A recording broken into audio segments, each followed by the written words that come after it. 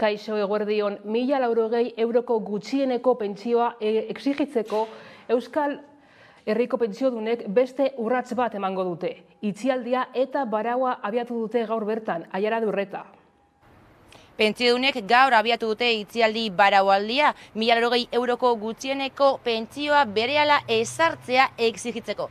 Euskadiko pentsiodunen mugimenduak beste urrats bat eman du eta gaurtik martxoaren 18 arte itzialdia eta baraualdia egingo dute 150 bat pentsiodunek eta horrez gain egunero protestak eta hitzaldiak antolatu dituzte. Gainera mobilizazioarekin bukatzeko larunbatean Bilbon mobilizazio manifestazio erraldoia egitea aurreikusten du mugimenduak Bilboko Eliptika plazatik abiatuta eguerdiko 12etan.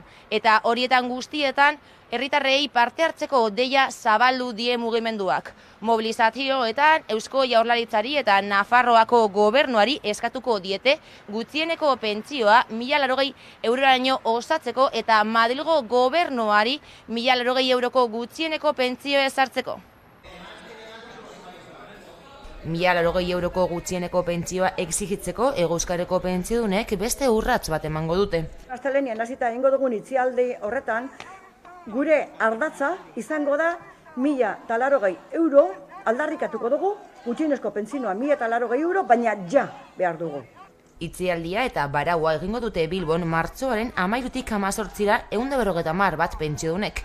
Astelehenero Bilboko udaletxearen atarian egiten duten protestaren ondoren manifestazio egingo dute mugimenduak Bilbon duen egoitzaraino. Bertan egingo baitute itzialdia. Eusko Jaurlaritzari eta Nafarroako gobernuari eskatuko diete gutxieneko pentsioak 1.080 euroraino osatzeko eta Espainiako gobernuari 1.080 euroko gutxieneko pentsio ezartzeko. Oso simple, arrazoi desberdinak, ez da azalduko ditu. Bat, dirua badago. Bai Madriden, da bai Eusko Jaurlaritzan, da bai Nafarroko gobernuan. Bi, Euskal Herrian 200.000 persona jubilatuak emakume eta gizon ditugu 800 eurotiken bera kobratzeuenak. Hirugarrengo arrazoia, borondatea behar da. Borondate politiko behar da hori bideratzeko. Ez dugu ulertzen inundik inora, 5 urte pasa ondoren oraindikan. Eusko Jaurlaritza ordezkatzen duten alderdi politikoek ez hartzea iniziatiba, ez gehiago pentsatzea bere komunitatean zer realitate gordina dagoen, eta ez era berean neurri konkretuak jartzea. Itzialdia eta barauaz gain egunero mobilizazioak eta hitzaldiak egingo dituzte. Martxoaren 18an gainera manifestazio egingo dute 12etan Bilboko Eliptika plazatik abiatuta. Euskadiko pentsiodunak batuko dira eta eragile sozial eta sindikalen babesa ere eskatu dute. Bestalde jakitera eman dute iparraldeko ordezkaritzare Bilbon izango dela. Hego Euskal Herriko pentsio erreformaren bigarren zatia adosteko gaur berriro bildu dira Madrilgo gobernua, patronala eta sindikatuak. Australiako bileran, Komisarios Obrerasek eta UGTek ontzat jo zuten eskriba ministroaren pentsio erreforma.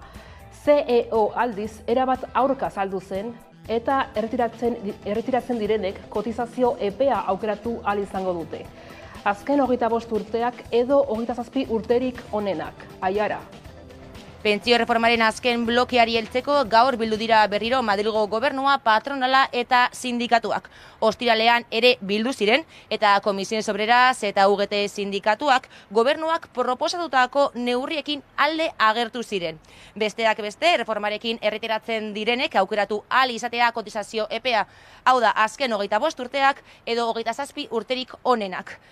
Patronala aldiz guztiz kontra kokatu da eta Euskal Herriko pentsiodunen mugimendua ere kritiko agertu da. Oso kritikoak garela planteatzen denarekin. Zeren egia da, aurrera paso txiki batzuk ematen dira, baina betiko arazoak mantentzen dira. Zentzu hortan, azken finean, planteatzen diren neurrekin ez da ezer definitiboak konpontzen. Eta guretzako tristena da, egia da, genero arrakala begira eta emakumei begira, neurri txikitsu batzuk planteatu dira, baina neurri horrekin edozein kasun, lortuko dena oso urrun geratuko da 1.080 eurotik. Orduan, guretzako oso eskasa da, oso kritikoak gara, eta esaten dugun gaztelaniaz bezala, que no nos venda la moto. Eta iparraldera begira berriz, 11 egunez eztabaidatu ostean, Frantziako Senatuak pentsio erreformaren testua onartu zuen atzo. Aiara Durreta, zein da azken berria? Parisko Senatuak argi berdea eman dio pentsio erreformari. 195 senatarik alde bozkatu zuten, 112 kontra eta 37 abstenitu ziren. Orain batzorde batean aztertuko dute gaia testua adosteko eta legebiltzarreko bi ganberetan eztabaiatuko da berriro martxoaren 16tik aurrera. Beraz, Asamblea Nazionalean daude jarrita foko guztiak eta lehia bizia espero da. Macronek erretiro adina 2 urtez atzeratu nahi du erreformarekin. Hau da, 62 urtetik 64 urtera atzeratu nahi du. Eta horrek haserrea piztu du herritarren artean, eta egunotan greba, mobilizazio eta protesta ugari egiten ari dira. Bada testua batzordean, aztertuko den egunean, hau da, asteazkenean, berriro mobilizazio eguna izango dute iparraldean eta Frantziako lurralde osoan sindikatuek deituta.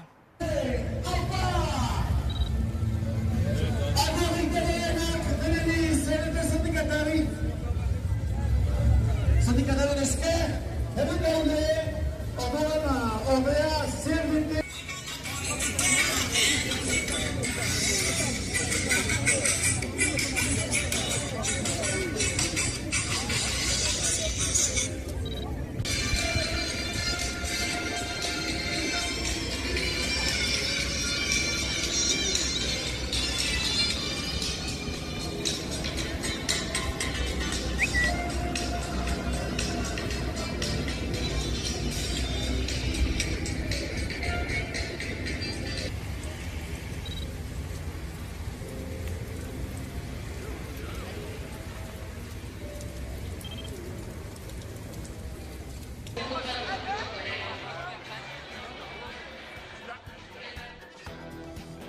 Abiadura handiko trenaren testu inguruan, Euskal Jarekiko lotura 2052 arte atzeratzeko Frantziako gobernuak adresitako asmoen ostean, Kantabriako, Asturaseko eta Galiziako presidenteekin batzarra egin du gaur Iñigo Urkullu lehendakariak Ajuria-enean.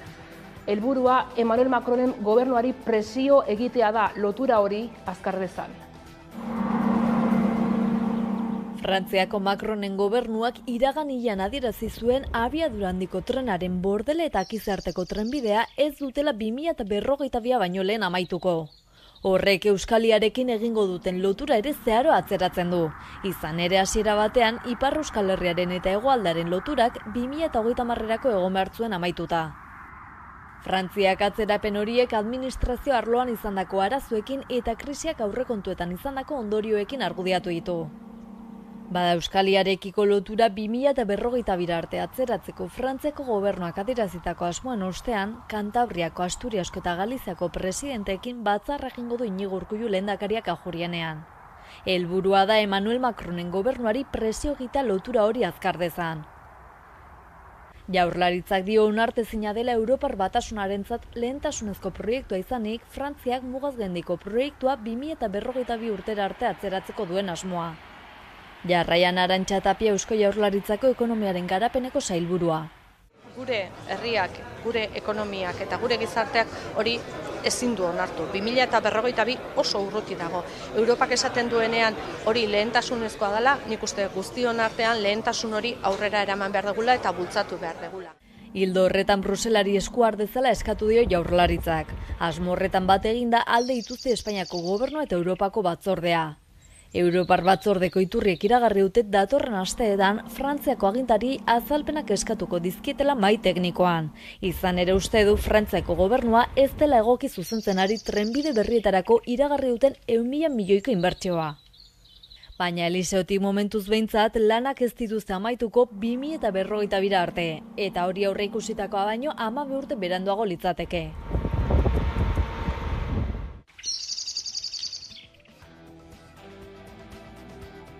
Bestalde, Petrolorren sindikatuek ez dute aurrera pausurik ikusten negoziazio kolektiborako 6. bileran eta presio egiteko lanuzteak eta greba egunak antolatu dituzte. Asteburuetan egin dute greba martxoaren 17tik 19ra. Bi greben artean, astelehenetik ostiralera 2 orduko lanuzteak egitera ere deitu dituzte langileak. Gaur Bilbon protesta egin dute eta bertan izan da Aiara lankidea. Jota iguzu. Petronorreko sindikatuek grebak eta lanuzteak deitu dituzte lan hitzarmenen negoziazioan eragiteko. Langileen ordezkariek ez dituzte ikusi aurrera pausorik negoziazio kolektiboko 6. bileran. Hala, asteburu honetan grebak egin dituzte eta hurrengoan ere deitu dute. Horrez gain, astean zehar, astelehenetik ostiralera 2 orduko lanuzteak deitu dituzte. Hala, Petronorreko langileak gaur lan ikuskaritzaren atarian bildu dira, aparteko orduak salatzeko, zehazki ikuskaritzak Petronorri ezarritako aparteko orduen mugak betetzeko eskatu dute. Bueno, aldan moduan, ikusten duzu hemen gaude batzuk, baina beste batzuk ezin dira etorri lanean da egon behar direlako, legez. Enpresak esaten dau greba jarratzen dituzten bitartean ez dela elkartuko, ezin dela horrela hitz egin, da ikusiko dugu zer erabakitzen dugun hemendik aurrera, hurrengo greba eta gero, ea berriro beste baldintza batzuk bilatzen ditugun, enpresak nahi izango duen hitz egin orduan ez dagoela greba mahai gainean, eta ikusiko da zertan eta norantza joaten garen. Langile gehiago sartu beharko lirateke, berauek ere formatu egin beharko lirateke, da gaur egun ez dagoen ez inor formatzen, bardun gatza izango da holako marrak ez gainditzea edo ikustean ona entzen garen. Eta Bilborekin jarraituz, Euskal Herri anti-imperialistaren alde mobilizatu dira asteburuan. NATO ez aldarria ozenduta. Manifestariek gerra eta miseria gaitzetsi nahi izan dute. Euskal Herrian emantzipaziorako borrokak, txanpon beraren bila aurpegi, klase borroka, askapen nazionala ibarra, irautze integrala, eragikortasuna, dogma bakarra, dogma bakarra.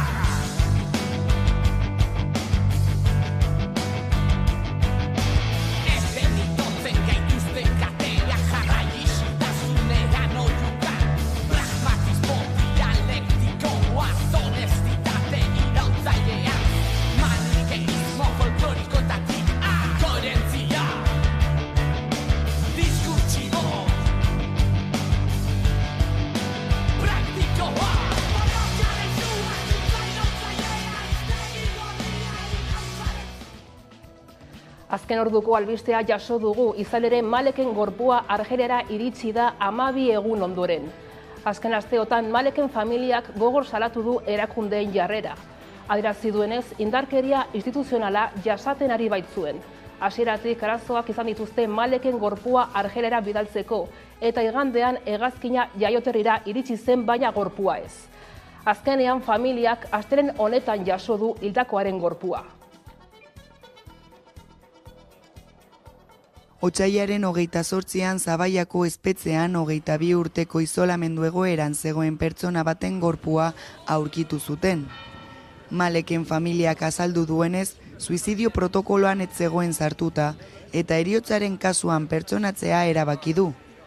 Presoa zein egoeratan zegoen ikertzeko, aurreko asteetan zein heriotzaren egunean bertan, espetxe administrazioak nola jokatu zuen jakiteko. Salaketa arabak eta familiak gogor salatu dute erakundeek izan duten jarrera. Hainbat arazo burokratiko izan dituzte Maleken gorpua Argeliara bere familia biologikoarekin bidaltzeko. Besteak beste hildakoaren pasaportea galduta zegoen. Martxoaren 10ean zenide batek iragarri zuenez gorpua Argeliara bidali zuten, baina igandean aurreikusita zegoen hegazkinean ez zen ailegatu. Azkenean, astelehen honetan familiak jaso du Maleken gorpua Argelian. Justizia Sailarekin egon ginen negoziatzen ia 2 egun, gure gorpuari eta gure familiarreari negaregin baino, negoziaketan egitera egon gara behartuta. Jarrera guztia, violentzia instituzional bezala bizitu izan dugu momentu guztian, eta gure dolua noiz hastiko zen zaildu du, ez? Beraz, nik uste instituzioak ere humanitatez eta duintasunez tratatu behar dute bai presoak eta baita bere senideak oso momentu latzak eta gogorrak direlako guretzat. Bestalde, Arartekoak informazioa eskatu dio Jaurlaritzari Euskal Herriko espetxeetan gertatutako heriotzei buruz. Eusko Jaurlaritzak Martutenen eta Zabaian izandako heriotzen inguruan ikerketa zabaldu du gertatutakoa argitzeko.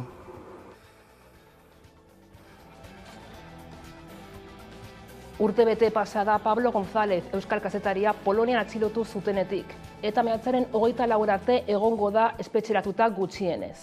Poloniako autoritateek Gonzalo Boye errekonozitu dute haren abokatu bezala, eta Boyek kazetaria bisitatu ahal izan du espetxean lehenbizikoz. Que aún hace una semana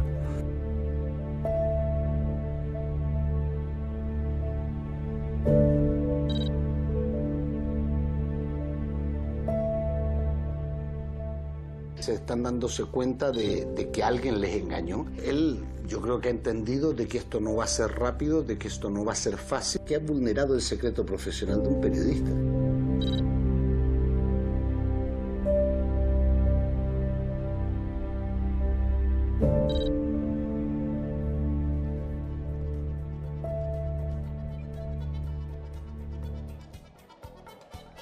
Eta Donostian omenaldia egin zieten atzo Polloeko hilerrian mausoleo frankistan lurperatutako miliziano errepublikarrei. Hildakoen 30 bat senide ikusi ahal izan ziren ekitaldian eta baita Jaurlaritzako zein Donostiako udaleko ordezkariak ere.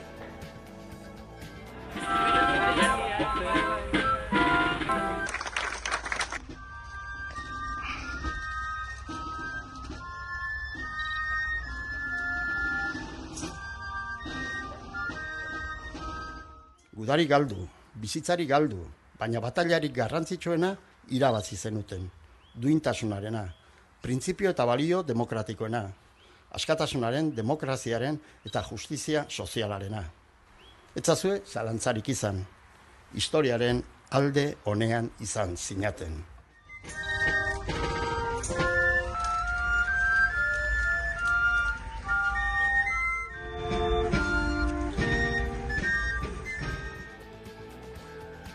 Bestalde Donostiako Marrutxipiko lotune berriaren eraikuntza aurrera doa. Donostia ekialdeko sarrera irteeren trafikoa deskargatzeko balioko du. Dagoeneko amaitu da Marrutxipi saihesbidearekin lotzeko obren lehen fasea. Kolektore berriak jarri dituzte eta saneamendu orokorreko lanak egin dituzte.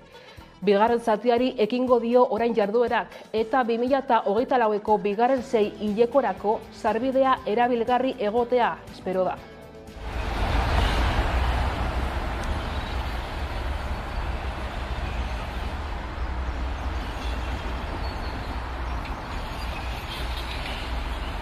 Lan hau, obra hau eta lotune hau importantea dela ez bakarrik hiriburuarentzako, Donostiarentzako, noski, baizik baita ere lurralde osoarentzako. Puntu kritiko batean, lotuneak konponbide bat edo behintzat trafikoan arintze nabarmen bat ekarriko diolako hiriburuari. Eta esan gaurkoan ja hemen ikusten dan pixkat fase berri baten abian jartzeko momentua ikusten ari garala. Alegia orain arte nagusiki udalari zegokion obran jardun dute. Inbertsioa izan da 3,5 milioi eurotakoa eta oso aurreratuta dago. Nik uste dut kolektore berriarekin eta salementu lanekin horrekin ja udalaren parte hori Mons aldean egin den obra hori burututa egongo dela. Eta orain hasten gerena da ja Donostiako G20 saihesbidearen inguruan dagoen obraren garapena. Eta kasu horretan Foru Aldundiaren inbertsioa 9 milioitik gorakoa izango da.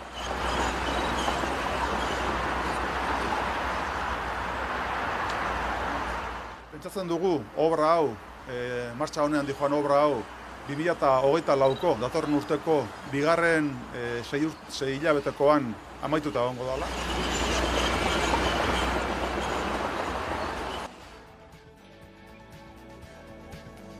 Nafarroara joko dugu orain izan ere 10 urteko borroka judizialaren ondoren Espainiar Auzitegi Nazionaleko Administrazioarekiko auzien saiak erantzule ekonomiko gisa kondenatu du Espainiako estatua Aingeru Zudaire bizilagunari gomazko pilota baten tiroaren erruz begia galtzeagatik. Epaiara iristeko Aingeruk prozesu gogor eta luze bati ekin behar izan dio. Eta naiz eta epaian tiroaren egilea ez den kondenatua izan, Zudaire oso onkituta azaldu da.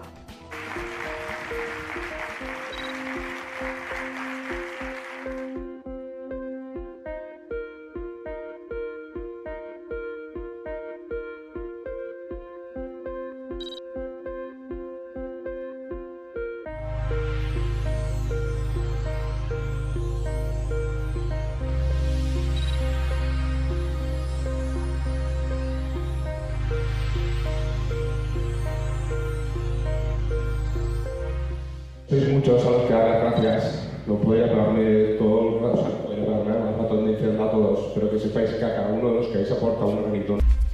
Entonces, está sentirte muchas cosas que se quedan en el camino y que podrían haber salido mejor. Está claro que podrían haber salido muchísimo peor, incluso podrían no haber salido, o peor todavía. No esperábamos llegar aquí, ni mucho menos. Cuando empezamos todo esto sabíamos.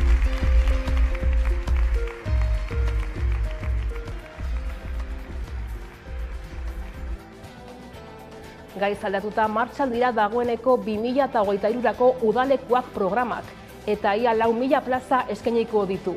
Izena emateko epea Gipuzkoan martxoaren 20-tik 28 izango da, Bizkaian 20-tik 29 eta Araban berriz 22-tik 21. Udalekuak 3 lurraldeetan eta Nafarroan kokatutako 15 instalazioetan garatuko dira.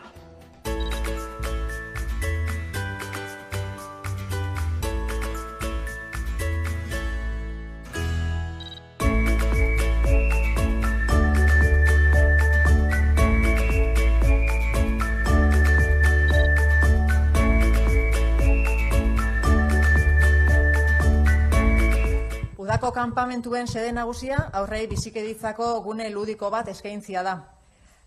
Beraien autonomia personala sendotzeko baliabide bat familien eskura jarriz. Horretarako honako xedeak sustatzen dira. Haurrak natura ingurunera hurbil daitezen ahalbidetzia eta ingurumenaren zaintzaren ardura hartzia. Euskararen erabilera areagotzia. Ohiturak eta kultura baliabideak ezagutaraztia. Adiskidetasuna eta elkartasuna indartzia. Eta berdintasunean eta begirunean oinarritutako jarduerak integratzen laguntzia.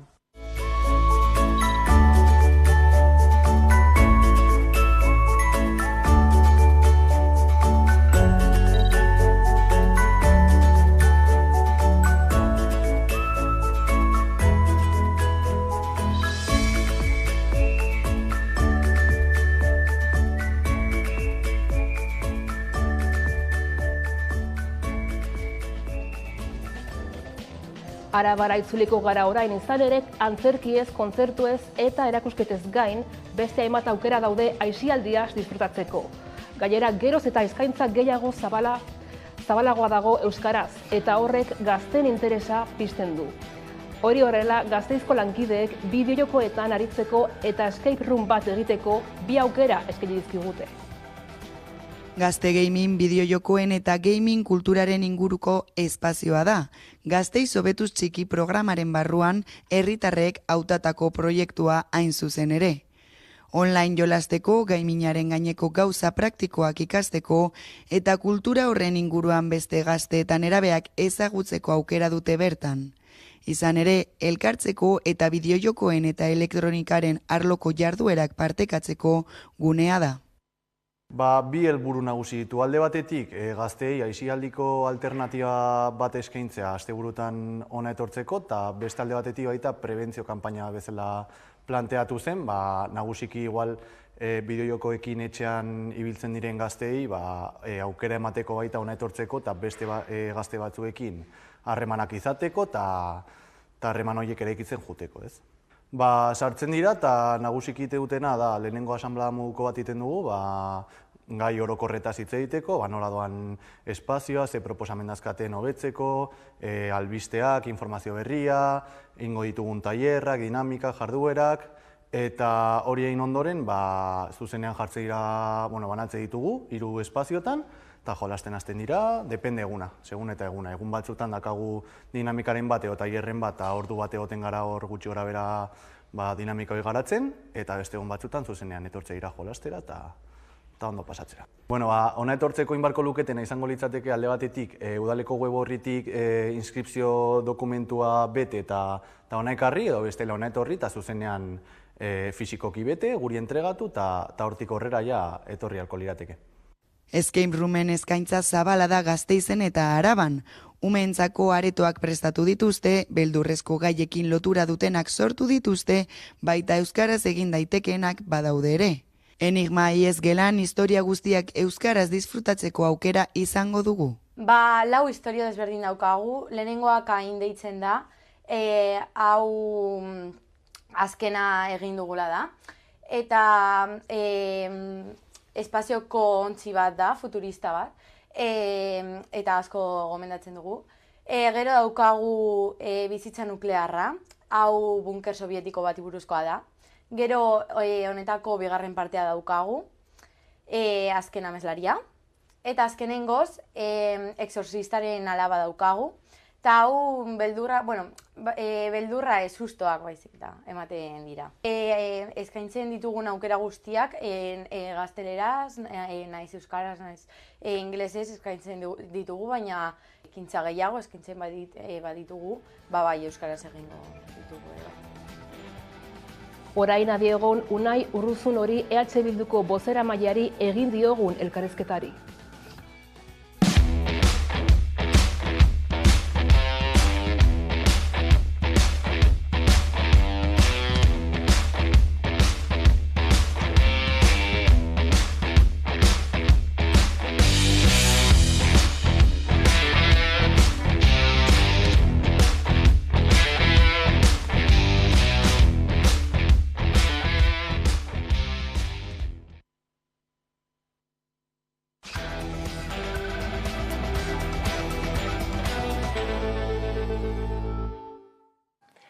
Amabiterdiak pasata dela, iritsi da eguneko elkarrizketa nagusiari heltzeko gunea, eta horretarako gaur dugu gurekin Unai Urruzun Euskal Herria Bilduko bozeramailea, ondo etorri Unai. Eskerrik asko. Tira, eta hasteko, azken egunotako berriei erreparatuta, ez badaba turistifikazioarekin, eta hiri ereduekin lotutakoa, izan ere Donostiatik iritsi zaigu nola etxe turistiko eta hotelak zabaltzeko bemenak eten egingo dituzten, honek badakar politika, orain arteko politiketan aldaketa bat, ez, nola iristen diozue horri? Guk uste dugu neurri hau, baina ez neurri hau bakarrik beharrezkoa zela, baina beharrezkoa zela orain dela denbora desente. Guk badaramagu azken 8 urteak, azken 2 legealdiak horretaz ohartarazi nahian. Alegia, gehiegizko turistifikazioak, turismo deskontrolatuak gune jakin batzuetan, arazo sozial larriak sortzen dituela, eta Donostian badaude guneak hori baieztatzera datozenak. Eta hau esan nahi dut, batez ere guk alakoak izan dugunean, guri ia edozer esan zaigulako. Esan zaigulako gu turismofoboak garela, esan zaigulako turismoaren kontrakoak garela, esan zaigulako oporretara zergatik joaten garen turismoaren kontrabaldin bagaude. Alegia, eztabaida erabat simplifikatu nahi izan da, eta alakoak izaten dira, eztabaidari heldu nahi ez diotenen argudioak. Orduan, orain hartzen da erabaki hau, hartu du alkateak, gehiegizko turismoaren edo gehiegikeria horien arduradun nagusi izan den alkatearen aldetik datorre erabaki hau, eta guk orain hori esaten dugu, zergatik hartzen da erabaki hau. Eneko Goia ere turismofoboa da? Ez da turismofoboa, baina ikusi dugu nolako arazoak sortu diren Donostin, adibidez grosen 20% gentrifikazioa eman da, alegia 20% auzotarrek alde egin behar izan dute grosetik beste auzo edo beste herri batzuetara, eta horrez gain, beste 11 arazo ere sortu ditu, gure ustez, inkontrolatua izan den, turistifikazio eredu horrek.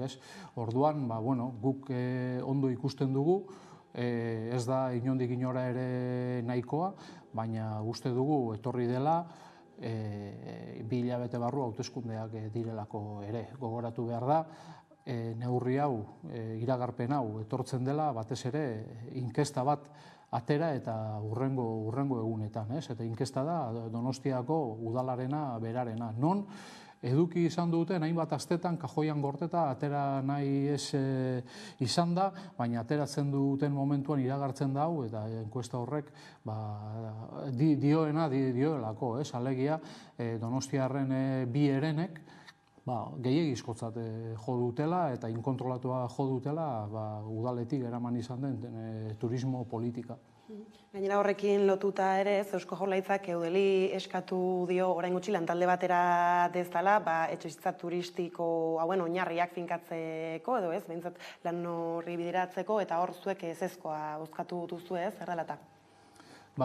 Guk bizka bat lehen galderarekin lotuta ere, ikusten delako bai EAJ eta bai Alderdi Sozialistaren aldetik ez dagoela inolako borondaterik behingoz behar den bezala eskua sartzeko kontu guzti horretan. Guk 2021ean eskatu genion Jaurlaritzari egin zezala dokumentu bat, egin zezala azterketa bat, bizka bat etxebizitza turistikoen diagnostiko bat nolatan zegoen. 2022ko abenduan helarazi zigun Jaurlaritzak analisi hori, alegia ia urtebi beranduago eta dokumentu hori nahiko kezkagarria edo oso kezkagarria zen. Alegia bertan aitortzen denez etxebizitza turistikoen 47%, ia erdia, Jaurlaritzaren kontrolpetik kanpo dago. Orduan orain beste behin etorri denean eztabaida hau, guk eragindako eztabaida izan dena, guk uste dugu beraiek hor planteatzen dutenetik harago joan beharra bazegoela. Beraiek esaten dute inspekzioak indartuko dituztela.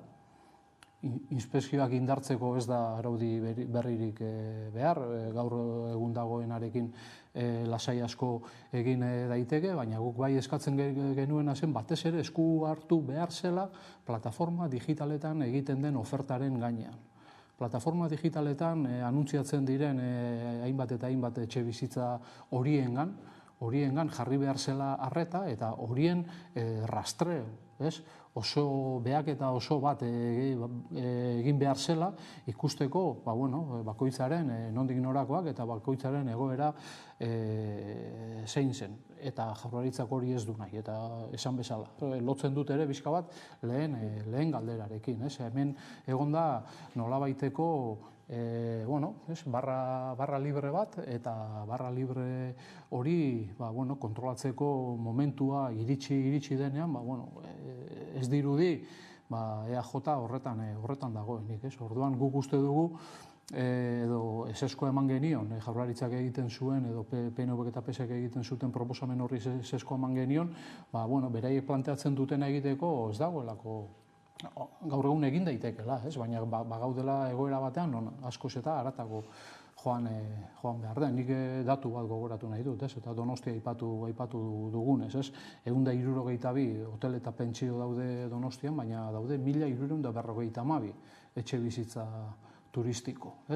Eta beraiek egindako azterketa horretan, aitortzen dute, ia erdiak, hor badaudela, jitoan, Bai, ez da, gainera, turistifikazio batetik, etxebizitzak aipatu ditugula, Lakuako gobernuko sozioek azken urtetan hiriburuetan izan dituzten politikak ikusi ditugu, hor bestak beste, Donostia aipatu duzu, ez dakit iritsiko da ere, udaran Bilbora turra, hor baitugu argazki batzuk, alakoen aurrean, nahiz da ez, turistifikazioan bakarrik ez mugatu, Euskal Herria bilduk ez nolako hiri eredua hobesten du.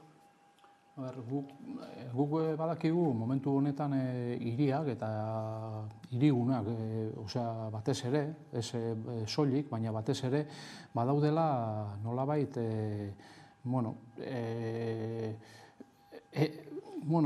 faktore globalak diren horien pean, eta turistifikazioak eragiten du horiengan, baina beste faktore askorek ere eragiten dute horiengan.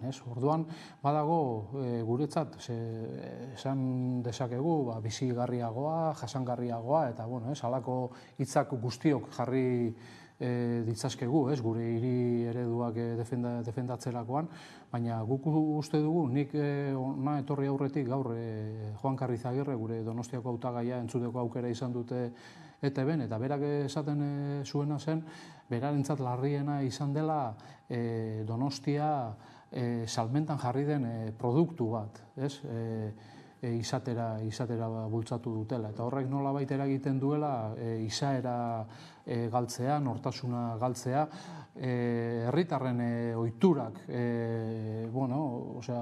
galtze bidera eramatera eta azken finean nolabaiteko nortasun falta bat. Orduan horri nola egiten zaio aurre. Esaten dugunean bizigarriagoa, jasangarriagoa, izan behar den herri edo hiriak behar ditugula, guk uste dugu benetan lotu behar dela ere transversalak diren beste gako edo beste faktore batzuekin. Turistifikazioa ematen da ere, egin batean industriaren galera dagoen momentu batean. Industriaren errotzea galtzen den momentuan, inbertsio funtsen penetrazioa ikargarrizkoa denean sektore guztietan, bai turismoan, bai eta industrian bertan ere. Orduan nola egiten dugu, guzti horri aurre egiten dion proposamen politiko oso bat, eta guk badakigu hau ez dela errez, eta guk ez dugu nahi honekin demagogiarik egin, ez dugu nahi inolako irakurketa okerrik egin, baina bai uste dugu urte luzez hegoaldean eta hegoaldeko 4 hiriburuak ere, bakoitzak bere ezaugarriak ditu, bakoitzak bere izaera du, bakoitzak bere realitateak biziko ditu, turismoa ere ez da berdina izango lauretan, baina bai egon da tendentzia hori, alegia bizka bat industria jaitsi den momentuan turismoarekin eta zerbitzuekin betetze nahi hori, eta horrek ekartzen du ondorio asko, baina ondorio horien artean da jendearen edo herritarren bertakoen egoera sozial, ekonomikoaren gainbehera edo ahultze bat, eta gu uste dugu guzti horri erantzun behar zaiola modu orokorrean e integralean. Industriaren deterioro horri geroxeago helduko diogu, hala ere ez, bada beste kontu bat zan ere, lehenago apur bat azkenaldian lakuak iragartzen dabien politiken kutsu elektoralista aipatu duzu, eta hor bada segurtasunen aferan ez, geroz eta edo behintzat azkenaldian hainbat neurri iragarri dituzte, eta horren aurrean gero ikuste ditugu bestelako berriak, ez esateako nola Gasteizen, orain gutxi gazte bat jipuitu zuten 2 udaltzainek, ez? Eredu horren aurrean zer duzu esateko? Segurtasuna badela beste eztabaidagai bat garai berri hauetan gero eta gehiago etorriko dena, baina horrez gain nik bai esan nahi dut kontu bat, ez? Eta da, Euskal Herria osotasunean gutxi asko uste dugu herri seguru bat dela. Horrek ez du esan nahi, halakoak gertatzen ez direnik. Baina hori esan nahi dut, halakoak gertatzen direnean, edo bestelakoak gertatzen direnean, horren aurrean ekiteko kirurgia behar delako eta ez brotxa lodia, ez? Eta askotan ematen du badaudela tendentzia batzuk, alarma sozialak daudenak baino gehiago sortzeko ere, eta horren mamupean edo horren abaroan, neurri konkretu batzuk hartu nahi izatekoa. Eta indar polizialei ere, Gasteizko kasu hori aipatu duzunez, indar polizialak ere ezin dira babestu artifizialki sortu hoi izan diren alarma sozialen pean. Alegia nolabaiteko impunitatez ezin dute beren burua ikusi badagoelako nolabaiteko alarma sozial bat.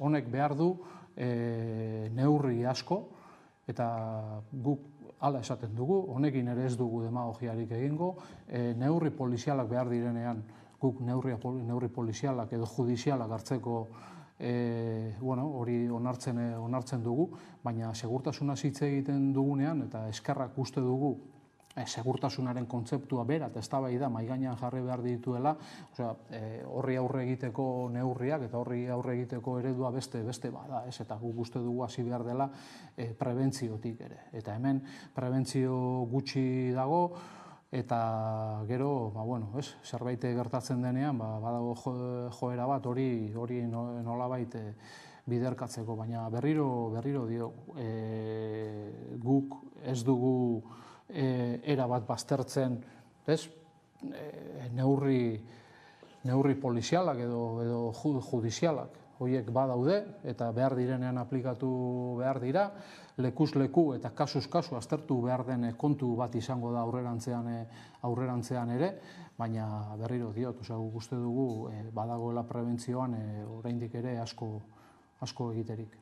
Eta mahai gainean jartzeko diren eztabaidez, Arabako kasu hau aipatu dugula, espetxetan jarriko dugu arreta une batez, izan ere, Eusko Jaurlaritzak eskumena bera hartu zuenetik hildakoen zerrendara, pertsonak gehitzen doaz, azken ebista izan genuen 24 orduren bueltan, martuten zain zabaian, preso bana hil zen, eta bakoitzan egoera berdina izan, eta orain ere, jakin izan dugu nola, familia biologikoa bera zabaiako presoaren gorpua hartzera joan den aeroportura, Algerian, eta horren bila dabiltza oraindik, ez? Bada garaia edo halako gertakariek emango beharko lukete momentu honetan bertan heltzeko eztabaida honi? Bai, eta bada, eztabaida bat ere guk bizka bat prebizioz edo mahai gainean jartzen saiatu izan ginen, eta aurreko legealdian. Zuk esan bezala, eskumena, orain dela urtebete inguru eskuratu zuen autonomi erkidegoak, guk aurreko legealdian jada eztabaida hau bizka bat parlamentura eraman genuen eta monografiko bat burutu zen, Euskal Herria Bilduren ekimenez. Bertan esaten genuena zen, eskumen honen zain egon gabe, bazegoela eredu berri batetarazko bidea egiten hasterik.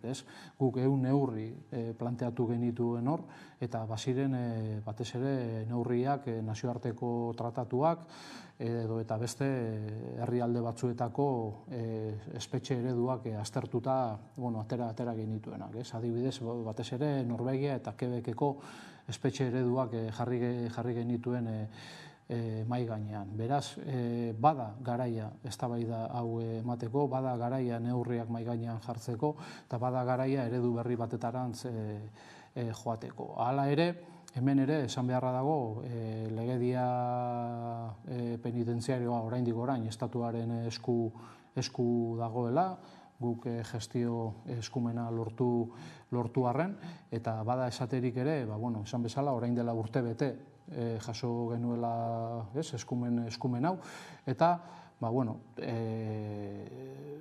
denbora igual luzeagoak beharko luketela izan nolabaiteko baieztapen bestelakoak egiteko, alegia.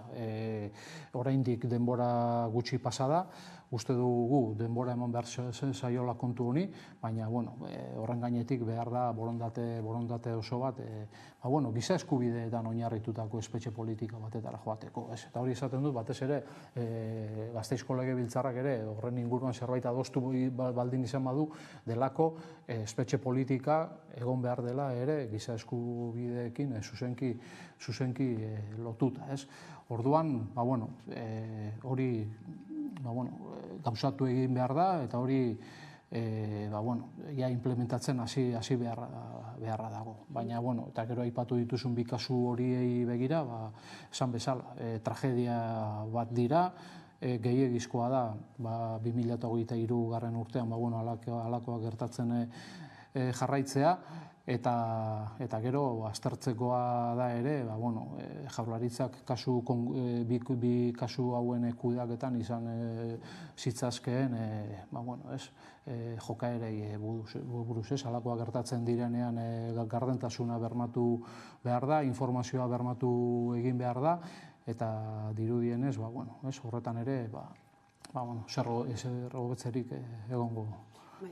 Familiak indarkeria burokratikoa eta instituzionala salatu egin du kasu honetan, eta zu giza eskubidez aritu zara, baina zuzen ere Euskal Herria Bilduk bintzat kartzela eredu horretarako dituen proposamen artean zeintzuk dira oinarriak.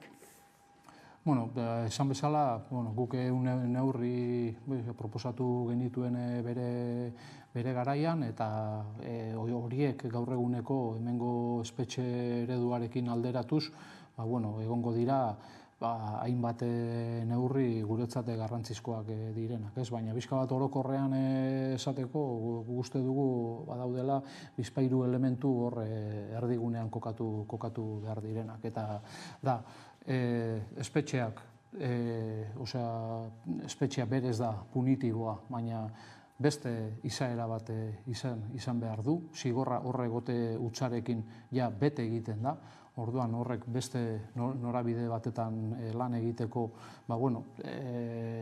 programak behar ditu, justizia restauratiboaz aritu behar gara, eta esan bezala giza eskubideen errespetua edo bermatzea bertan daudenei, hori inkustionablea izan behar den kontu bat izan behar da. Eta eskumenez, Nafarroara ingo dugu salto, ez izan ere Euskal Herria Bilduk berak izmetutako itunetik, ez iritsiko da, uztailaren batean, okerrez banabil, nola da, trafiko eskualdatzeko, ez, eskualdaketa bera. Zer balorazioa egiten duzue hontaz? Justu horretaz balorazio positiboa egiten dugu, badelako eskari historiko bat, eta positiboa egiten dugu ere ikusita ultraeskuina eta eskuina nola jarri diren kontu horrekin. Baina, bestalde, balorazio eskorragoa egin genezake, adierazten duelako ere, oraindik orain gu ez garela burujabeak, oraindik ez ditugula, berez izan beharko genituzken eskumen guztien jabe, eta oraindik ere Madrilen horiek borrokatu behar izaten direla, eta horien lorpena legeei eta lotuta egon beharran egoten direla momentuko indar korrelazioei, eta orain Euskal Herria Bilduk duen, Madrilen duen presentziak edo duen indarrak albidetu du, adibidez hori gauzatu ahal izatea, baina muinean dagoen arazoa hori da. Gu oraindik ez gara herri burujabe bat, Madrili oraindik eskean edo Madrilekin nolabaiteko borroka batean erdietsi behar diren kontuak dira, eta guretzat borroka fundamentala edo oinarrizko borroka bizka bat hori da. Alegia gu herri burujabe bat izan behar garela, estatu bat izan behar garela, eta Euskal Herria Bilduren nahia eta bokazioa behintzate hori da. Eta burujabetza aldarrikatzen zabiltzaten honetan, apirilaren 9irako, Iruñan bertan, aberri eguna ospatzeko deia egin duzu, burujabetza batetik, eta demokrazia bera aldarrikatzu ere, ze testu ingurutan heltzen zaigu aurtengoan aberri eguna? Nik esango nuke nazioarteko egoera oso berezi batean, non demokraziaren eta autoritarismoaren arteko leia betean, eta leia hori are eta goraka doan testuinguru batean.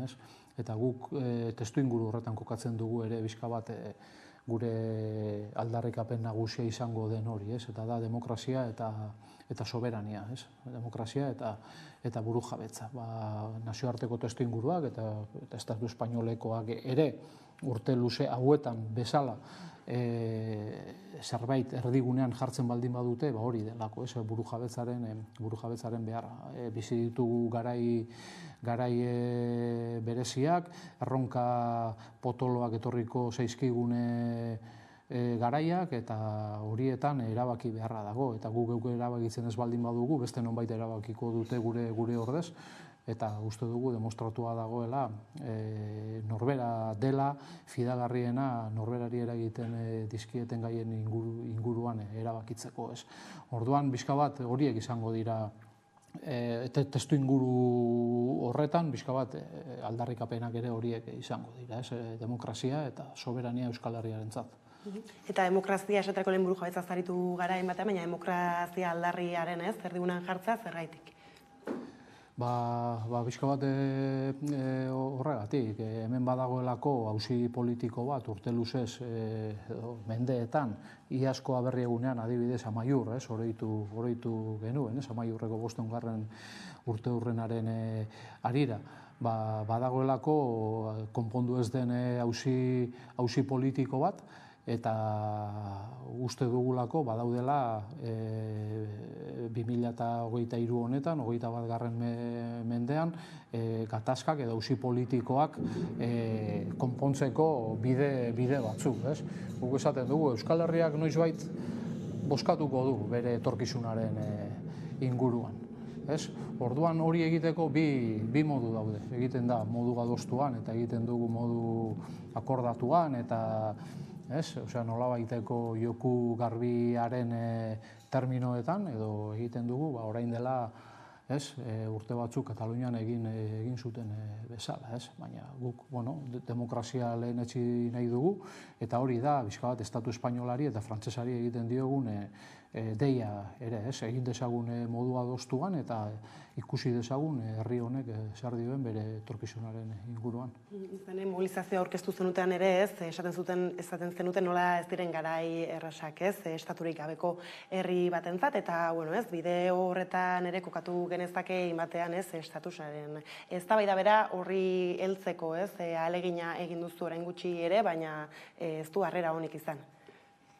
Bai, baina, lehenik eta behin guk ez dugu polemizatuko, batez ere AJak honen inguruan izan zuen erantzunaren gainean. Eztabaida hau etorriko da legebiltzarrera eta hor ikusiko da bakoitzaren posizioak zeintzuk diren ere. Baina bai gogoratu nahiko nuke Euskal Herria Bilduk eman duela urrats hori nolabait eragile batek, gure eskuk, hain zuzen,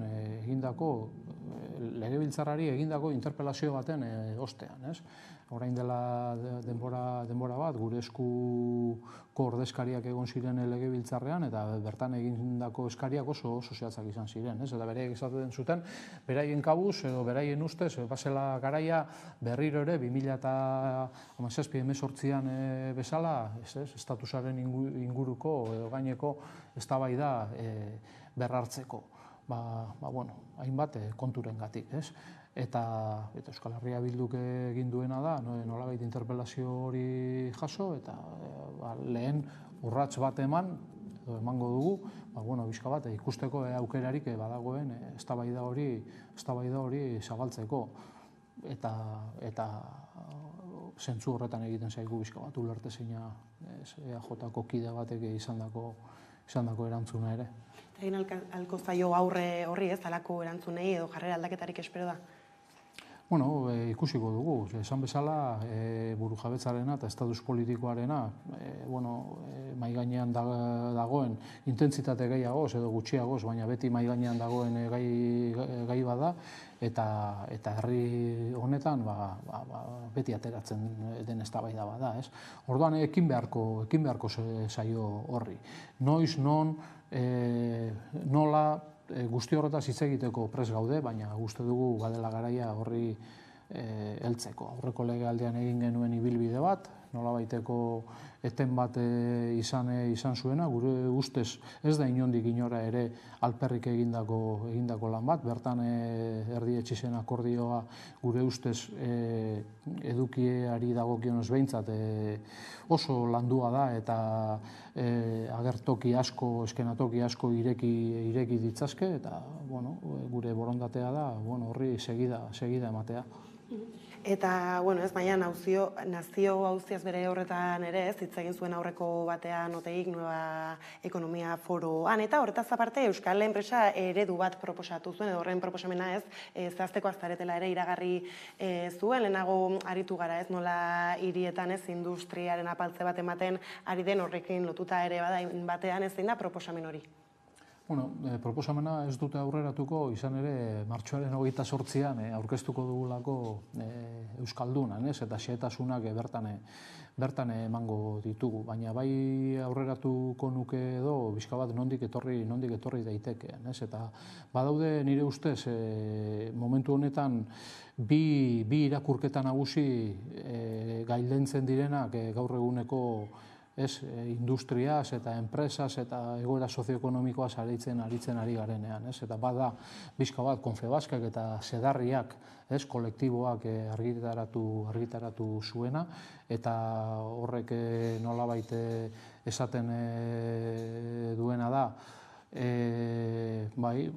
egiten duen diagnostikoarekin gu ados egon gaitezke, ez inondik inora. Horretara irtenbide bezala planteatzen dituzten neurriei dagokionez, baina beraiek esatera datozena da, nolabait gehiegizko sektore publiko bat dagoela, sektore publikoaren mehetze bat behar dela, politika fiskalean Madrilen edo Ayusorengan daukate eredua, eta da bizka bat orain arte dogma neoliberalek edo bizka bat marraztu duten hori, ez?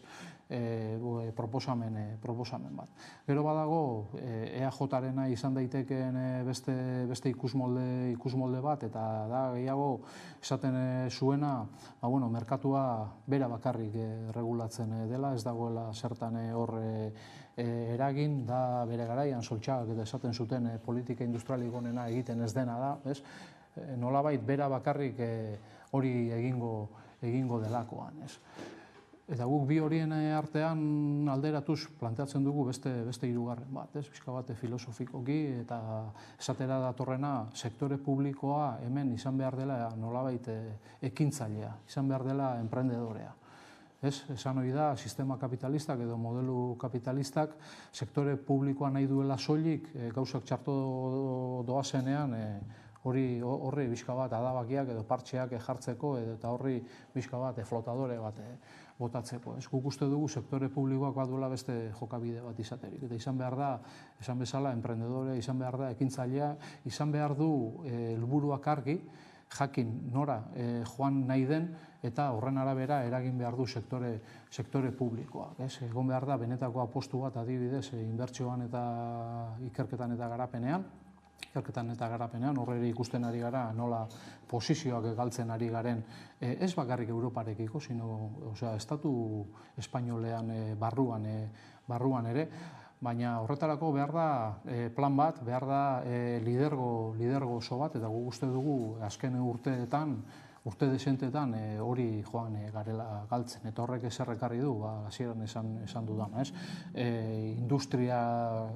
Industriak gure barne produktu gordinean duen pisuaren gainbehera bat, ekarri du hainbat eta hainbat enpresaren deserrotze bat, ekarri du ere, hasieran esan dudan bezala, edo ekartzen ari da, inbertsio funtsen erabateko penetrazioa. Orduan, guzti horri aurre egiteko guk uste dugu behar direla gauzak argi edukitzea, helburuak eta misioak argi edukitzea, eta sektore publikoak eta pribatuarekin batera ere, baina horretan bulkada berri bat, bizka bat, aktibatzeko, eta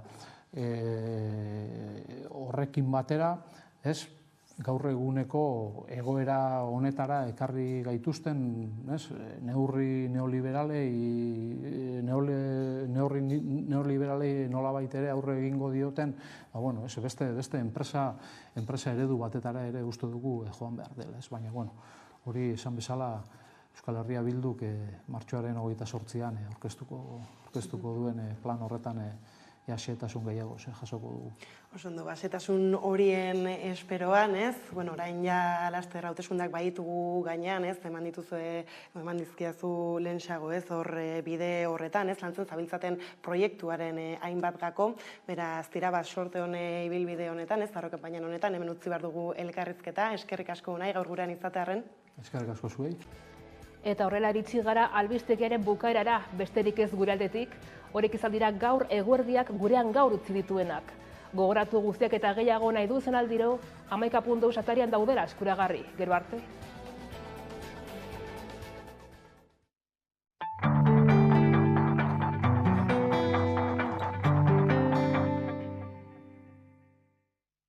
Oh, Christmas tree, oh, Christmas tree.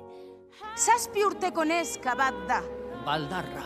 Gizonezkoa, zaharren, eiztari zaharra. Nekatuen lapurra deituko dio. Ez aidazu, nola lapurtu didazun. Askatu, eta utzi dazu azaltzen. Hori bai tanto hori. Pertsonaiak, hurbildu eta ezagutu pertsonaiarik harrigarrienak. Mota guztietako pertsonaiak, jaun Andreak. Benetako Hiritarikoak, hiri honetan harrapaturikoak. Utsia zu bakea!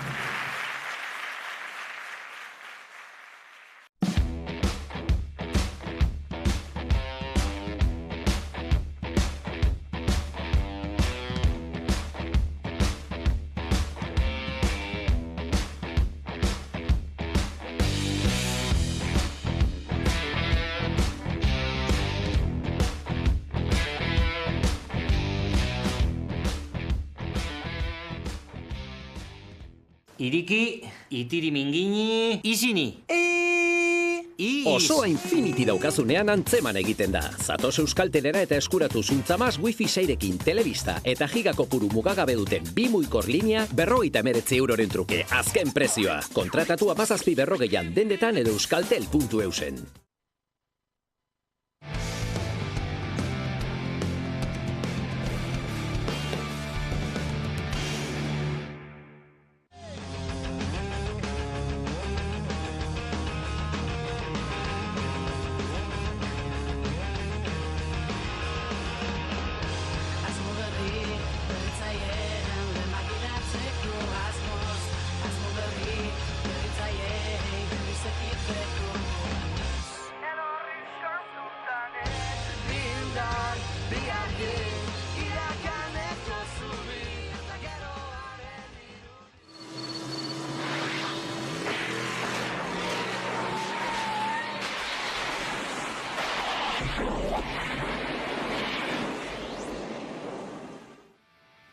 Analogikotik digitalera eta argi naizen arpidedun izan da ere sarrerak merkeago eskuratzeko aukera baldin badu ere bat baina gehiagok belaunaldi berriei dagokien ekitaldi, jaialdia eta topagune izango dela aurtengokoa, Elorriokoa. Marraztuko ditugu galera Erantzuna berkintzak berak nor da bizaintzen Noranean, nor da bilantzan Sukaldean plazan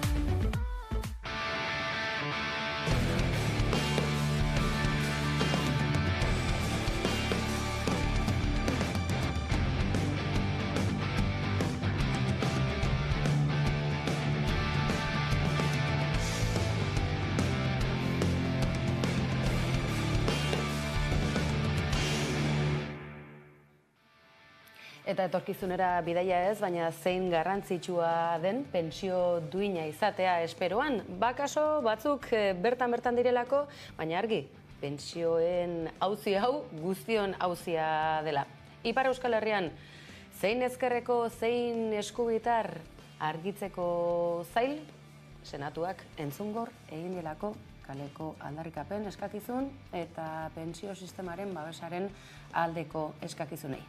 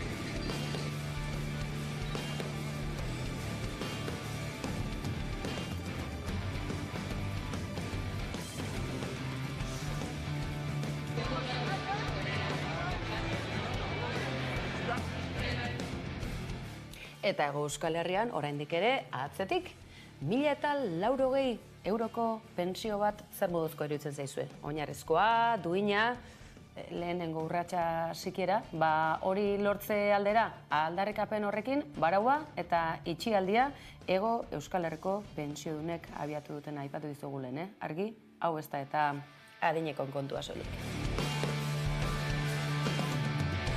1.080 euroko gutxieneko pentsioa exigitzeko Hego Euskal Herriko pentsiodunek beste urrats bat emango dute. Astelehenean hasita egingo dugun itxialdi horretan, gure ardatza izango da 1.080 euro aldarrikatuko dugu, gutxienezko pentsioa 1.080 euro, baina ja behar dugu. Itzialdia eta baraua egingo dute Bilbon martxoaren 13tik 18ra 150 bat pentsiodunek. Astelenero Bilboko udaletxearen atarian egiten duten protestaen ondoren manifestazio egingo dute mugimenduak Bilbon duen egoitzaraino. Bertan egingo baitute itzialdia. Eusko Jaurlaritzari eta Nafarroako gobernuari eskatuko diete gutxieneko pentsioak 1.080 euroraino osatzeko eta Espainiako gobernuari 1.080 euroko gutxieneko pentsioa esartzeko. Oso simple, arrazoi desberdinak, ez da azalduko ditu. Bat, dirua badago, bai Madriden, da bai Eusko Jaurlaritzan, da bai Nafarroko gobierna. Bi, Euskal Herrian 200.000 persona jubilatuak emakume eta gizon ditugu 800 eurotik bera kobratzeuena. Hirugarrengo arrazoia, borondatea behar da. Borondate politiko behar da hori bideratzeko. Ez dugu ulertzen inondik inora, 5 urte pasa ondoren oraindik Eusko Jaurlaritza ordezkatzen dute alderdi politikoek ez hartzea iniziatiba, ez gehiago pentsatzea bere komunidadean zer realitate gordina dagoen, eta ez era berean neurri konkretuak jartzea. Itzialdia eta barauaz gain, egunero mobilizazioak eta hitzaldiak egingo dituzte. Martxoaren 18an gainera manifestazio egingo dute 12etan Bilboko Eliptika plazatik abiatuta. Hego Euskal Herriko pentsiodunak batuko dira eta eragile sozial eta sindikalen babesa ere eskatu dute. Bestalde jakitera eman dute iparraldeko ordezkaritzare Bilbon izango dela. Pentsioak arriskuan batetik eta turismotik eratorretako sektore finantzieretan mozkinak bestetik Donostian aurrerantzean ez omen da lizentzia edo baimen gehiagorik emango erraztasunik behintzatez. Gertatzen dena da orain arte emandako erraztasun guztiekin zenbat etxe turistiko, zenbat hotel, zenbat hiritarrek alde egin ote duten Donostiatik hiriburutik. Gaur egun 162 hotel eta 1.280 pisu turistiko daude Donostian, 2022 amaierako datuen arabera. Azken 5 urteetan laurden bat egin du gora hotel kopuruak eta gehiago etortzekoak dira. Zenbaketa horretan ez baitira sartzen orain eraikitzen ari diren eta baimena duten beste 7 hotel. Donostiako saturazioa medio eta erdiguneko herritarren kexari erantzunez udalak erabaki du Donostian hotel eta apartamentu turistikoen lizentzien suspentsioa. Urtebetez bertan behera utziko dute lizentziak emateko prozedura. Eskaintza turistikoari muga jarriko dio Donostiako udalak. Bisitarik gehien ibiltzen diren auzoetan bizi diren herritarrek aspalditik eskatzen zuten neurria da. Herritarrek gustora hartu dute. Baina debeku horretan sakonduz gero baimena ez daukatuko Donostiako auzo guztietan. Udalak iragarritakoaren arabera, Antigua Ondarreta, Tegorreta Udia, Erdialdea, Gros, Ibaeta auzoetan suspensio totala ematea, hau da lizentzia berririk ez ematea. Baina aipatu ez dituzten auzoetan Intxaurrondon edota Egian esaterako aukera egon liteke, baina baldintza batekin, zerbitzuetako lursaietan bakarrik eraiki ahalko dira. Hau da, bizileku diren lursaietan ez da ez hotel ez da ostaturik eraikiko eta pisu turistikoei dagokienez lizentziaren debekua lizentzia ez emateko erabakia orokorra da hiri osoan, urtebetez ez da berririk eraikiko. Oraingoz urtebete iraungo du neurriak, baina alkateak esan du ez duela baztertzen beste urtebete luzatzen neurri hori eta epe hori baliatuko dute hiri antolaketa araudi aldatzeko. Lan horietan gaude, abiatu gera lan horietan, eta aldaketa horren hasierako onarpenarekin beste urtebetez ere luzatu dezakegu suspensio hori. Baliteke antolaketa berrian jasotzea eskaintza gainezka dauden auzoen sailkapen berri bat. Halaber udalak hartu berri duen neurri honek ez du eraginek izango kanpin nekazaritza turismo eta landetxetan. Hain zuzen ere lurzoru ez urbanizagarrian jar daitezken horietan.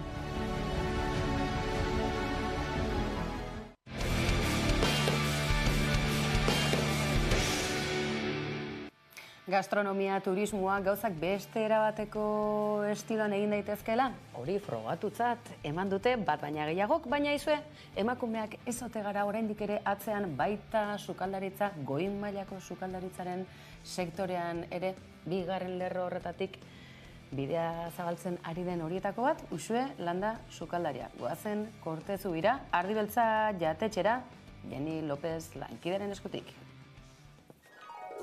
Eta gaurkoan asmatu nora etorri garen, Kortezubira. Gaurkoan sukaldari bat elkarrizketatuko dugu, baina ez edozein sukaldari emakume bat. Gaur bezalako egun euritzu batean jaio zen gure gaurko protagonista. Bera, 1985ean jaio zen. Nori izangote da? Goazen ba, Ardibeltzara. Bai, emakume gaztea gero, eta 2019an Mallorcan irabazi zuen gozogintza lehiaketa. Eta orain dela gutxi, Galder Madariagarekin batera ere irabazi zuen Talento Gastro, El Correoren Talento Gastro. Ardibeltza jatetzeko jabeetariko bat da. Nori izangoete da? Uxue Landa.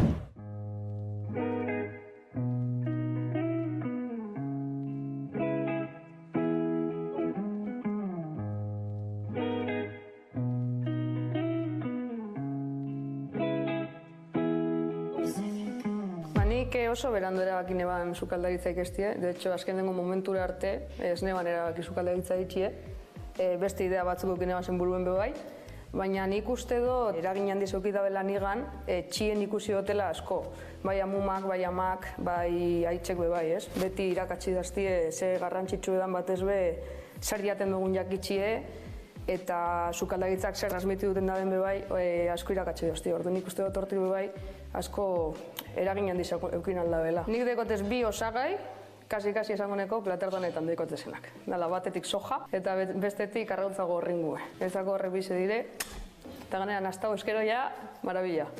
Plateren baten baegoan kombinazio hori eta gozo da. Hemen dana dauna. Baina nik uste dut batez be gure menuen beti dau plater bat dela temporadako berdurakaz. Eta jentieri hori asko gustaten jakoz, konturatuten da berdurak jateko modu gozuek bebai badazela, ez? Orduan nik uste dut jentieri gehien bat hori gustaten jakola. Ardibeltza proiektua sortu zen momentu baten apurru erraro izan zana. Galder ezagutu neban boroa jatetxien, bertone ginen lanien bastante urtetxu eta bertone biginen, orduan harremana egin gendun bebai.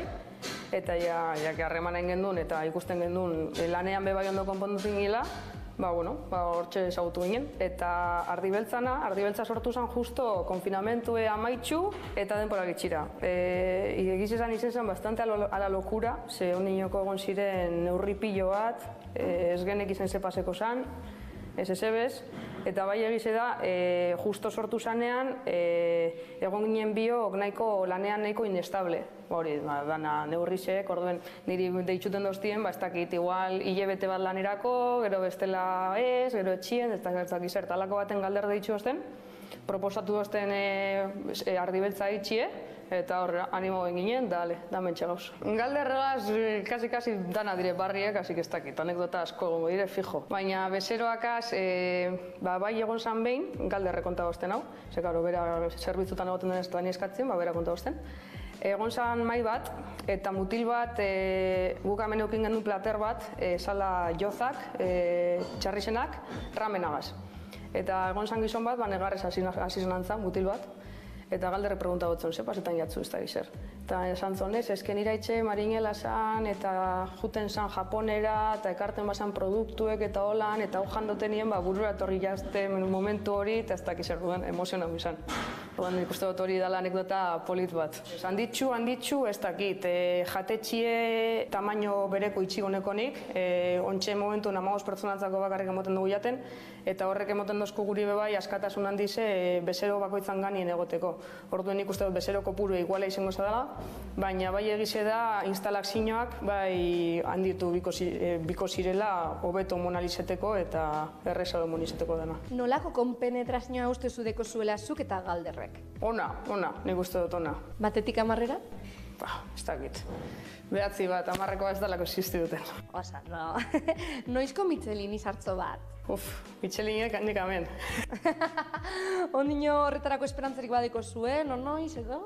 Nik uste dut horretarako ez gabizela lanean. Nik uste dut helburu nagusi edala gu posik egotea eitzen dugunegaz, guk azkenen guretzako eitzen dugu biharra, bai da besorantzako eitzen dugula, baina gutzako eitzen dugu. Eta gure helburu nagusia da, jentie etortie, jentiek aitzuti ez ere eitzen dugun, jentiek disfrutatie eta jentiek bueltatie, ez? Eta hori lortzen gabiz, eta hasiko guretzako hori garaipen bada. Michelin izar bat, ez dakit. Hemen igual, seguramente ez, baina bueno, etorten bada etorri deixela, ez? Ez dutzu esetzik esango, baina bueno, ez da nagusi ze. Claro, Michelin izarrak baino gauza onauak beba dauz, ez? Hori da, bai.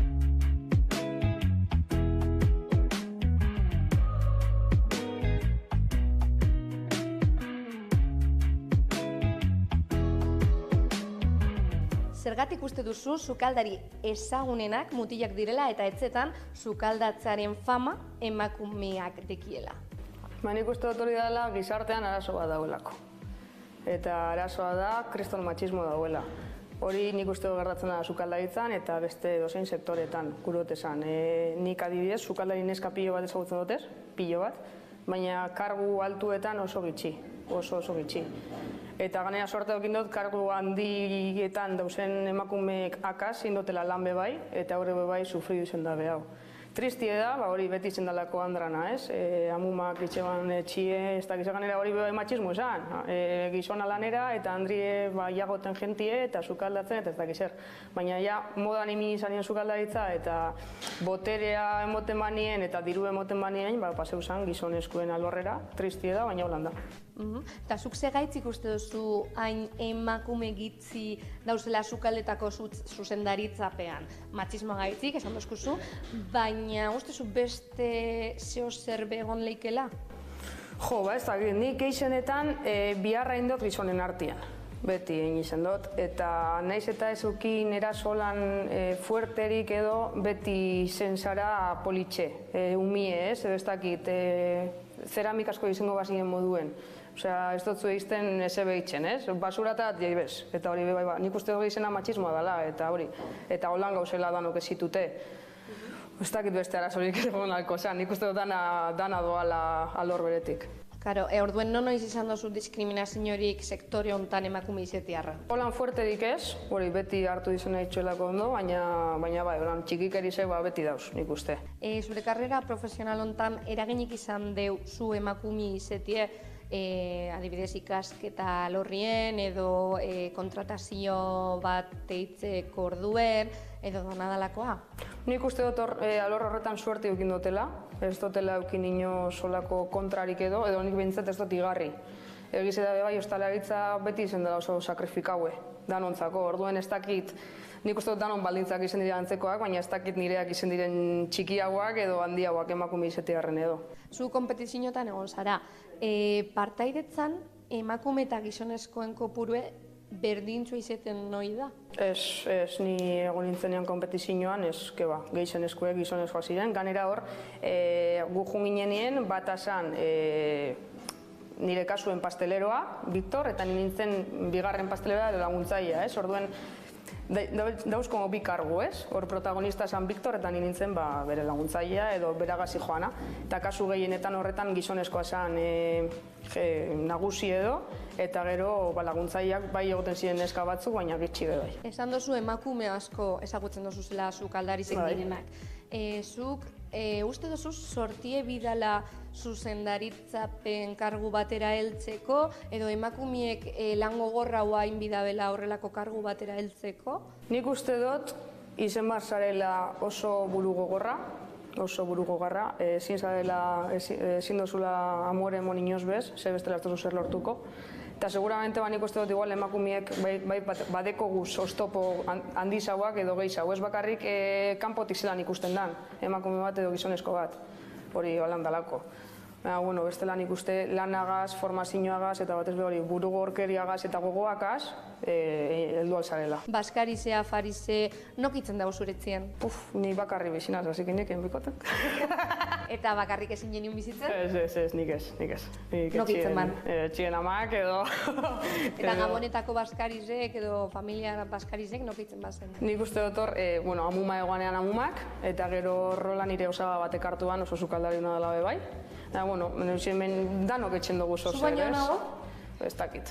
Ez dakit hori, ez dakit, makina bada. Ni sukaldari zenaz eta bera ez, baina profesionalki makina bada bera ez izeteko profesionala. Emakume sukaldari referente bat? Zurine Garzia. Jatetxe bat? Ez dakit. Ardi beltza. Ez Horrek ez da kontaten, ez da? Ez dakit, ermintxo igual. Baskariak ardoa edo urarekin? Urarekin. Emakume sukaldarientzat zabaltzeko mezu bat? Ausartu deixela. Ausartu ametsak segi duten, ze posible da, kapasa gara, eta naiz eta gogorra izen eta oztopo asko egon, kapasa gara, eta lortu alda. Gauz batzuk, itxi batzuk, eta gauzenak basaiatuten gara bebai bidea apaltzen dan hori, ez? Baina, egin bidea, ze bestela ez da ezer aldatuko. Egurrekoño. Eskerrik asko. Aizu beri.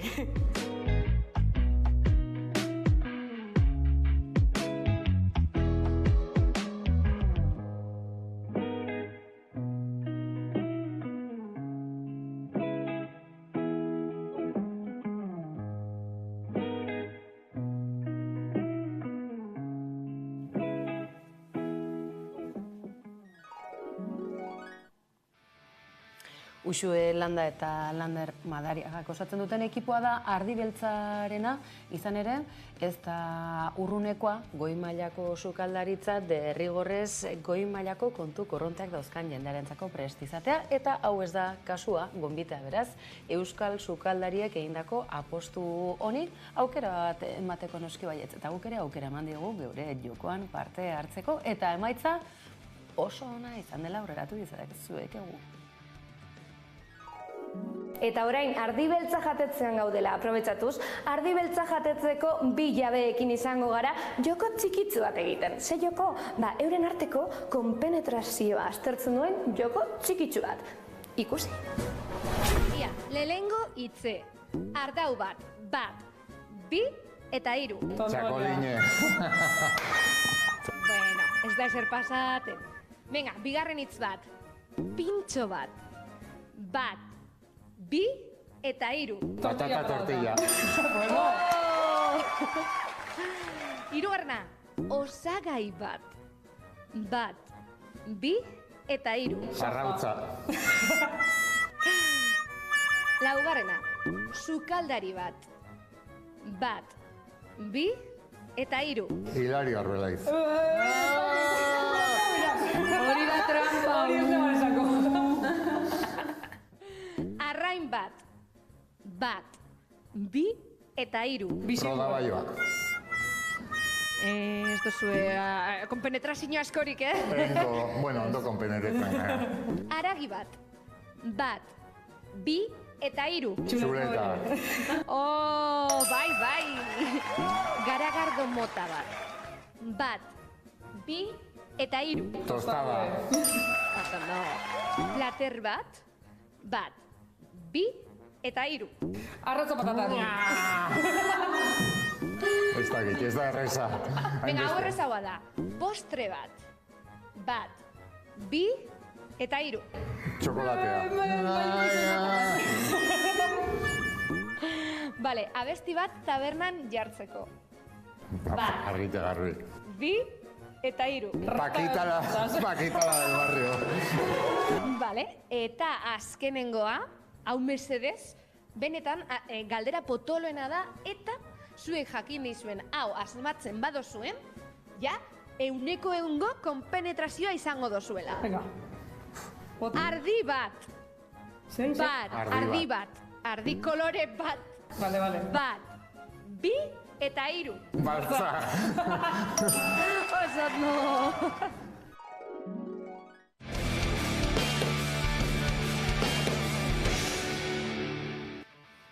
Interesgarria izan da gaurko atal gastronomikoa eta baita kultur atalari zegokiona, baina gehiago izango duzu Hamaika Telebistan, gaur, esate baterako, joko zelaia atalean, finala, handia gainera.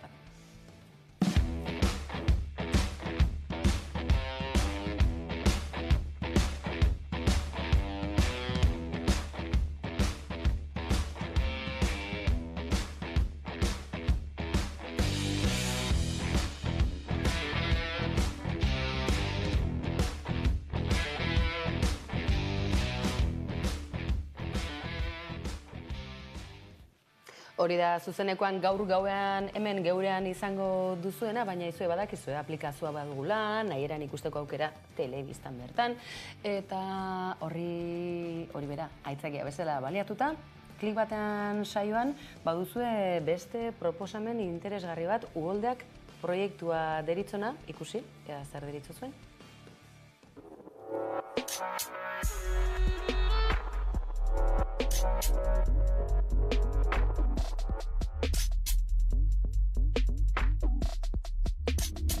Uholdeak proiektua, izenak esaten duen bezala, uholdeen inguruan hitz egiten du. Pasaen urtean, justonia Atarrabian egon bizitzen, eta oso gertutik bizi izan nituen Atarrabiako uholdeak. Orduan, momentu horretan hasi nintzen pentsatzen ideia polita izango litzatekela uholdeen gaian zentratzea, nire proiektu artistiko hasteko.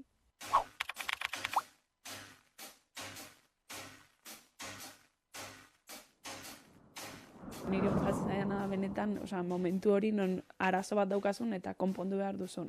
Landa ere muan izatea niretzako normala izan da, ze hemengoa gara, tailerra hemen dago, herri txiki batean, orduan ez diogu atentzio asko jarri, joan den urterate deskubritu genuela landa ere muetan ari direla gauza asko mugitzen.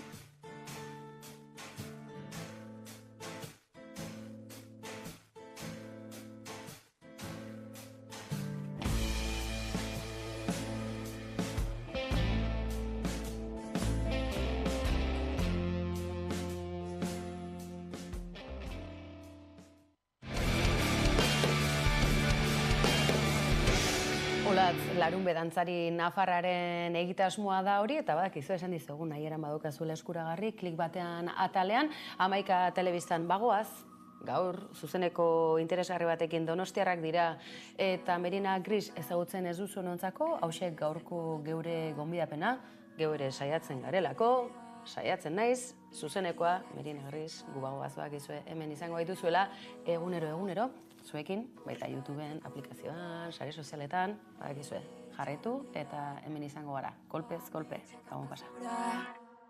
Esan zenidan, zela posible horrela bizitzea. Esan zenidan, zela komeni gehiegi pentsatzea. Eta begira, egunati ezin doaz. Begira, esan zenidan, asan ezina nintzela. Ez naute ikusiko zurekin antzan, eskua lupoan dudan bitartean, hortzak estututa beginekatuak, ez dut ikasiko. Ez naute ikusiko zurekin antzan, eskua lupoan dudan bitartean, sekula ez paspertzea paspertuta, ez dut ikasiko. Saiatzen nahi, ez dirudien arren, saiatzen nahi, ez dirudien arren.